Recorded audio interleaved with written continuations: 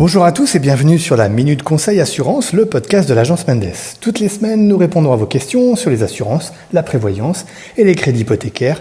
Je suis Alexandre et je suis accompagné de Thomas. Bonjour Thomas. Salut Alexandre, bonjour tout le monde. Bon alors Thomas, est-ce que tu es déjà parti en vacances cet été là ? Eh bien, il se trouve que je pars jeudi prochain, donc voilà, c'est bientôt là. Enfin, des vacances. Ça va faire du bien. Oui, tout à fait, ça c'est clair. Tu vas profiter d'un repos bien mérité. Exactement.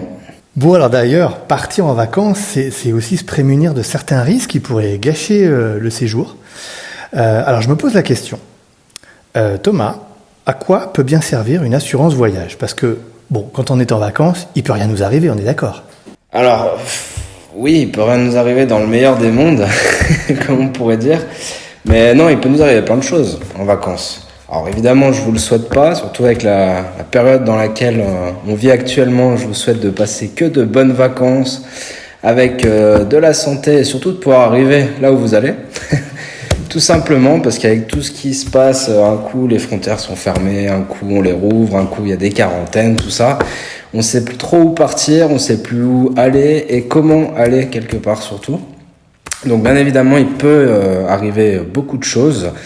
Et il y a aussi au niveau de la maladie, il peut aussi arriver, je peux très bien tomber malade là où je vais en vacances. Donc non, il peut nous arriver beaucoup de choses pendant les vacances. D'accord. Mais bon, je crois savoir quand même que je suis couvert avec mon assurance maladie de base pour les voyages à l'étranger. Alors, oui, si on veut, en quelque sorte, mais en partie uniquement. Déjà, pour commencer, je vais être couvert, mais comme tu l'as si bien dit, dans mon assurance maladie de base, donc je vais être couvert en cas de maladie uniquement, d'accord ? Ou bien d'accident si j'ai la couverture sur la LAMAL ou par mon employeur, mais c'est vraiment sur la partie maladie-accident.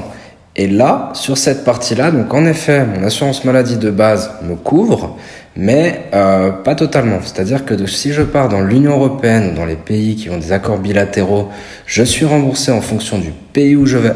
D'accord ? C'est-à-dire que si je vais par exemple en France, la sécurité sociale française en cas d'hospitalisation couvre à 80%, eh bien je serai tout simplement couvert à 80%. Pareil si je vais en Espagne, en Italie, etc. Maintenant, si je vais dans un autre pays qui n'a pas d'accord avec la Suisse, là, je suis couvert au maximum du double du tarif appliqué dans mon canton de domicile. D'accord ? Donc, généralement, c'est vrai que ça peut paraître pas mal, mais il y a certains pays, oui, qui sont plus chers que la Suisse. D'accord ? Donc, bien faire attention à ça. Et j'insiste, je ne suis couvert que pour la partie maladie et éventuellement accident. D'accord. Donc, effectivement, comme tu as l'air de dire, l'assurance voyage, ça couvre plus de choses que la simple couverture maladie. Exactement. Quoi, par exemple ? Alors, si tu veux, en gros, pour la partie maladie, j'ai deux possibilités. Soit je vais avoir des assurances complémentaires dans mon assurance maladie qui vont là éventuellement me couvrir pour la différence dont j'ai parlé tout à l'heure. Et aussi, l'assurance voyage, elle va couvrir d'autres choses. D'accord ? Et c'est là où il y a son importance au niveau de l'assurance voyage. Pourquoi ? Parce que l'assurance voyage, elle va couvrir notamment les frais médicaux, bien sûr, mais aussi l'annulation de voyage, la prolongation de voyage, l'interruption de voyage. Elle peut couvrir aussi le vol, la perte, le retard de bagages. Donc tout ça, ça fait quand même beaucoup plus de choses que l'assurance maladie. Et oui, tout ça, c'est pas compris dans l'assurance maladie. Exactement. Et ouais. Dernière question, du coup, que les auditeurs doivent sûrement se poser en ce moment. Avec une assurance voyage, est-ce que je suis protégé si j'attrape le coronavirus ?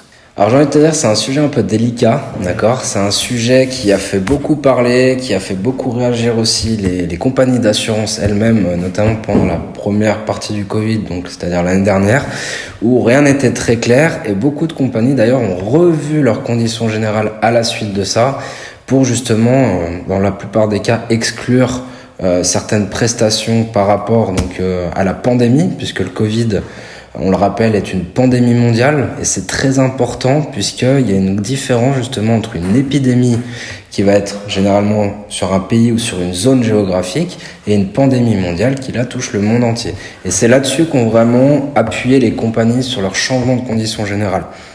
Donc, pour tout ce qui est lié aux frais médicaux, la prolongation du voyage si je tombe malade, le rapatriement, etc., lié bien évidemment à la maladie du coronavirus, là, je serai couvert, d'accord ? Pour autant que je l'ai attrapé pendant mon voyage, d'accord ?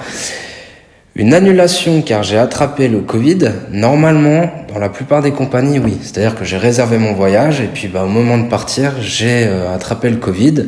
Je ne peux donc pas partir puisque j'ai eu un test négatif, positif. Là, normalement, justement, l'annulation peut marcher. Et je dis bien normalement parce que ça va être encore selon les conditions générales des compagnies.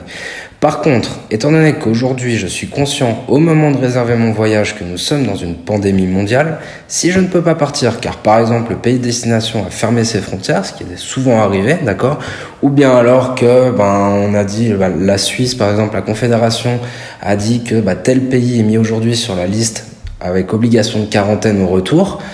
Je me dis, je vais peut-être pas partir parce que sinon, ça va être un petit peu compliqué d'aller dire à mon patron, je dois rester encore 10 jours chez moi, d'accord ? Là, dans ce cas-là, normalement, je ne serai pas remboursé puisqu'au moment de réserver mon voyage, je suis conscient que la pandémie existe, d'accord ? Il y a eu d'ailleurs pas mal de questions là-dessus en général et c'est vrai qu'il faudrait des fois voir un petit peu au cas par cas. Et c'est clairement ce qui est fait dans certains cas justement qui sont un petit peu délicats, d'accord ? Par rapport à ça, je vous invite d'ailleurs à écouter un prochain podcast qu'on va faire et qui sera vraiment axé sur un de nos produits d'assurance voyage très intéressant et pour lequel nous vous donnerons justement de plus amples informations par rapport à tout ça et notamment par rapport au Covid. Voilà. Ok, effectivement, dans quelques semaines, vous retrouverez cet épisode. Vous l'aurez compris, souscrire à une assurance voyage, c'est être sûr de partir en vacances l'esprit tranquille. N'oubliez pas cependant qu'il faut bien souscrire cette assurance avant votre départ et non pendant le séjour une fois que les problèmes surviennent, car vous ne seriez pas pris en charge. Exactement. Thomas, un grand merci pour tes réponses. Avec grand plaisir.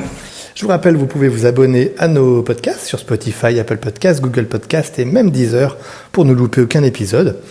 On vous souhaite une très bonne fin de journée, de bonnes vacances si vous êtes à l'étranger ou même en vacances. Et on vous donne rendez-vous la semaine prochaine. À bientôt. À bientôt, au revoir.